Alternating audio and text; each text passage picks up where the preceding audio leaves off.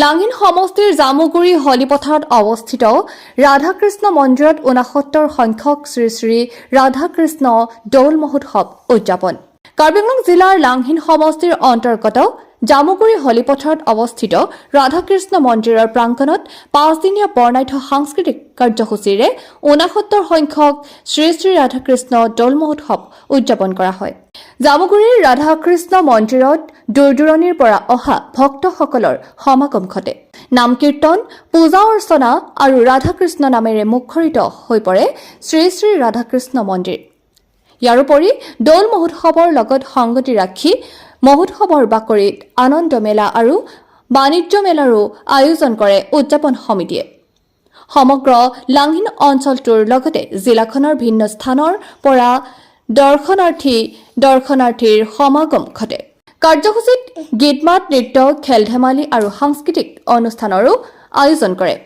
ইপিনে ৫ দিনীয়া বৰ্ণাঢ্য কাৰ্যসূচীৰে আয়োজন কৰা শ্ৰী শ্ৰী ৰাধাকৃষ্ণ দৌল মহোৎসৱটি সুন্দৰভাৱে পৰিচালনা কৰে দৌল মহোৎসৱ পৰিচালনা সমিতিৰ সভাপতি উমাকান্ত বসুমতাৰী, সম্পাদক অশোক বসুমতাৰী, কাৰ্যকৰী সভাপতি শুভাৰাম বাগলাৰী আৰু স্বেচ্ছাসেৱক সমিতিৰ সভাপতি হেমন্ত বসুমতাৰী আৰু সম্পাদক মনোৰঞ্জন বসুমতাৰীয়ে। শেষত জাতি ধৰ্ম বৰ্ণ নিৰ্বিশেষে সকলো লোকক আহি দৌল মহোৎসৱটিত সহায় সহযোগ আৰু উপস্থিতি আন্তৰিকতাৰে কামনা কৰে আয়োজক সমিতিয়ে। আনহাতে ৭ মাৰ্চৰ অন্তিম দিনা নিশাৰ সাংস্কৃতিক সন্ধিয়াৰ অনুষ্ঠানত ওদালগুৰি BTRৰ পৰা আমন্ত্ৰণ কৰি জনপ্ৰিয় কণ্ঠশিল্পী নীতামণি বড়োৰ সংগীতৰ অনুষ্ঠানেৰে দৌল মহোৎসৱৰ সামৰণি পৰিব।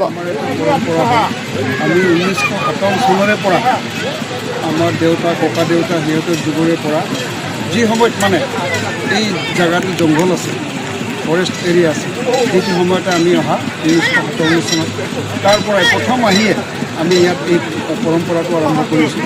আমাৰ হিন্দু ধৰ্মৰ এটা ডাঙৰ আস্থা শ্ৰী শ্ৰী ৰাধাকৃষ্ণ দৌল মহোৎসৱ। আজি আহি এইটো আমাৰ ৬৯ বছৰ হ'ল। ৬৯ বছৰ আমি সমূহ ৰাইজৰ সহায় সহযোগিতা লৈ ৫ দিনীয়া কাৰ্যসূচীৰে এইটো উদযাপন কৰোঁ।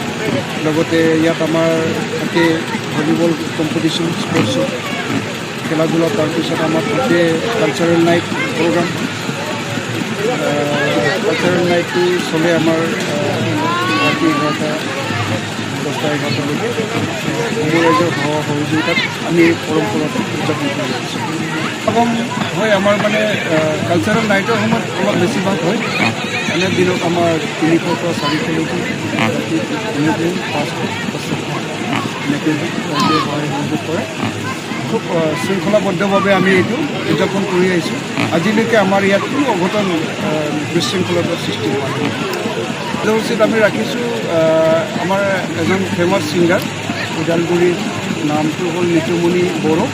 তেখেতক আমি এইবাৰ আহ্বান জনাইছোঁ, তেখেত আহিব শেষৰ কাৰ্যসূচী। তাৰপিছত ভলীবল ফাইনেলত আমাৰ অট'নমাছ কাউন্সিলৰ চৰকাৰী পৰিষদৰ EM চাহাব আহিব, তেখেতক লৈছোঁ।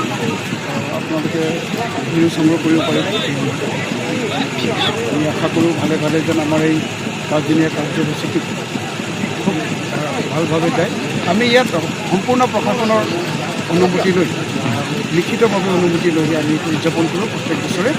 আমাৰ ইয়াত আজিলৈকে কোনো মানে বিশৃংখলতাৰ সৃষ্টি হোৱা নাই। আশা কৰোঁ এই সময়টো আমাৰ ভালে উদযাপন হয়।